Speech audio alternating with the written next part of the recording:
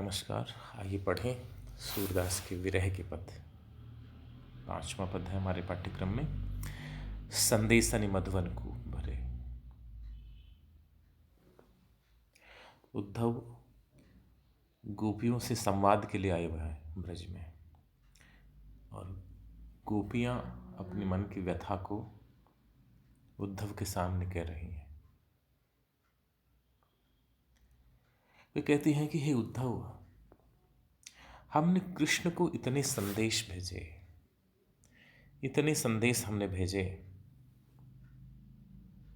लेकिन कृष्ण का कोई जवाब नहीं आया। संदेशनि मधुवन कूप भरे।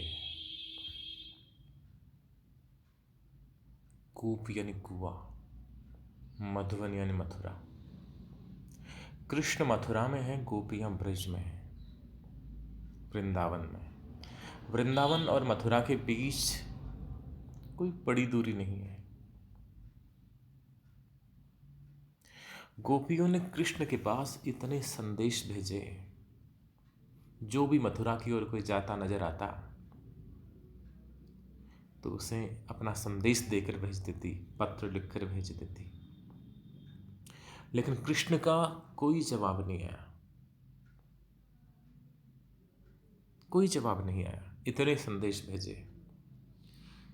गोपियां अतिशयोक्ति के माध्यम से कहती हैं, संदेशनि मधुवन कूप भरे,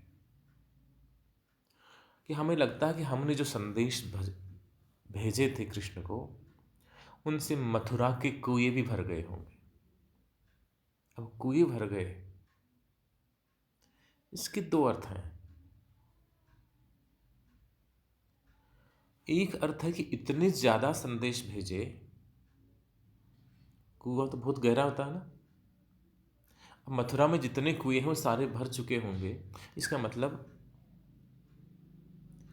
इतने ज्यादा संदेश भेजे कि जिनकी कोई गिनती नहीं हो सकती। और कुएं भरने का दूसरा अर्थ है कि कृष्ण ने हमारा संदेश सुना ही नहीं, कृष्ण ने हमारा पत्र पढ़ा ही नहीं,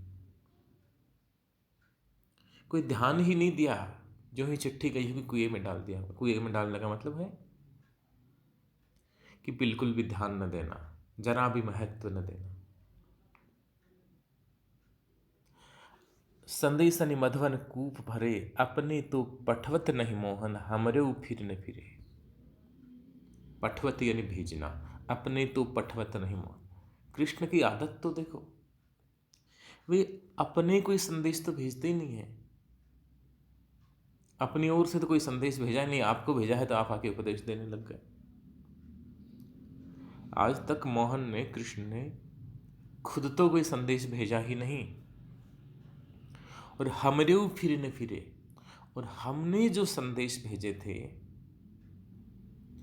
तो उन संदेशों का न तो जवाब आया, और जिन लोगों को संदेश लेकर भेजा था वे भी वापस नहीं फिरे, वापस नहीं लौटे।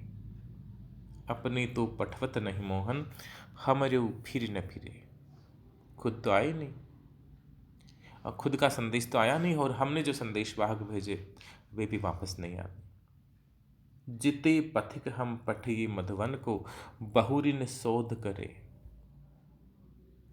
जिते पथिक, पथिक राहगीर, जितने संदेश वाहकों को हमने भेजा, जितने राहगीरों को, जितने यात्रियों को हमने मधुवन भेजा, मधुवन मथुरा, पठिए यानी भेजा। कौन बहुरी न शोध करे, बहुरी यानी फिर, न शोध करे, शोध यानी खोजना, वो बाद में मिले ही नहीं। जिसको भेजा वह वापस आया ही नहीं। क्या कारण हो सकता है इसका?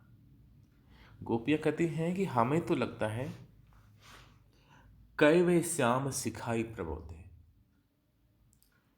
या तो ऐसा हुआ है कि कृष्ण ने उनको सिखा पढ़ा दिया कि ये गोपियों के लिए क्या इतना दुखी हो रहे हो, कुछ नहीं। के वे श्याम सिखाई प्रबोधे, जैसे कृष्ण निष्ठुर हैं वैसे उन संदेश वाहकों को भी उन्होंने निष्ठुर बना दिया होगा, और वे वापस जवाब लेके आए नहीं होंगे। एक कारण तो ये हो सकता है।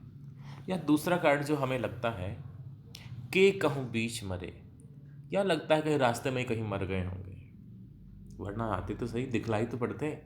लेकिन हमने जिस जिसको संदेश देके भेजा वह वापस नजर ही नहीं आया। और अब क्या करें, अब क्या करें? कागद गरे मेघ मसी खूटी, सर दब लागी जरे। कागद गरे, क्या करें, हमारी आंखों से बादल बरसते रहते हैं। मेघ यानी बादल, बादल बरसते रहते हैं। सखी इन नयनन ते घनहारे, सदा रहती वर्षा ऋतु इनमें जबते श्याम सिधारे। हमारी आंखों से तो बादल ही हार गए। और इन अश्रुपात से, इन बादल विरह के आंसुओं के बादल बरसने से कागद गरे, लिखने के लिए जो कागज थे वो गल गए। मसी खूटी, खूटी यानी समाप्त हो गई, मसी यानी स्याही, और स्याही समाप्त हो गई है। इतने पत्र लिखे कि जो स्याही थी वो सारी समाप्त हो गई। और सर दब लाग जरे,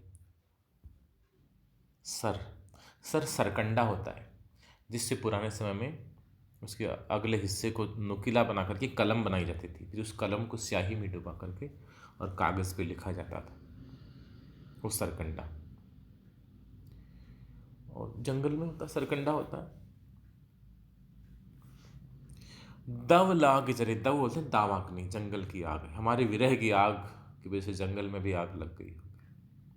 और सर दव लाग जरे, और ये जो जितने भी सरकंडा थे, जैसे कलम बनाई जाती, कलम भी दावाग्नि में, विरहाग्नि में जल गई, स्याही समाप्त हो गई।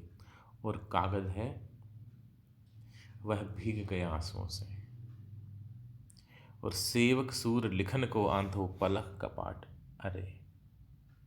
अब यहां आकर के जो गोपियों की पीड़ा है वह महाकवि सूर में उतर आती है। के वे श्याम सिखाई प्रभु देखिए कहूं बीच मरे। यहां तक लगता है कि ये पीड़ा गोपियों की है, इस पीड़ा की भोक्ता है वो गोपियां हैं। लेकिन आगे की दो पंक्तियां हैं उनमें लगता है कि गोपियों की सारी पीड़ा है वो सूरदास में उतर गई। सूरदास हैं वो गोपी भाव को प्राप्त हो गए हैं, गोपियों की पीड़ा से तदाकार हो गए हैं। अब सूरदास की व्यवस्था देखिए, कह रहे हैं कि प्रभु, सूरदास की कह रहे हैं कि प्रभु गोपियों की वेदना को मैं गा रहा हूं, लिखने वाला तो मैं, लेकिन मेरी पीड़ा देखिए, सेवक सूर लिखन को आंधो। प्रभु क्या करूं, लिखन को आंधो, मैं तो अंधा हूं, मैं लिख भी नहीं सकता। गोपियों की पीड़ा को मैं महसूस कर रहा हूं प्रभु, आप उसे दूर कर सकते हैं। मैं अनुभूत कर रहा हूं लेकिन करूं क्या, मैं लिख नहीं सकता। सेवक सूर लिखन को आंधो, पलक कपाट ढरे। प्रभु मेरी तो पलकों के कपाट, मेरी पलकों के किवाड़, कपाट किवाड़ दरवाजा था, पलकों के कपाट ढरे, बंद हो रखे हैं। प्रभु मैं तो अंधा हूं, मैं तो लिख ही नहीं सकता। सेवक सूर लिखन को आंधो पलक कपाट। सूरदास ने कभी भी अपने प्रभु से शिकायत नहीं की कि मुझे अंधा क्यों बना दिया, मुझे नेत्रहीन क्यों बनाया। कहीं सूरदास की जो सूर सागर के विषय में प्रसिद्ध है कि 1.25 लाख पद लिखे गए, लगभग 5-5.5 हजार पद प्राप्त भी होता है।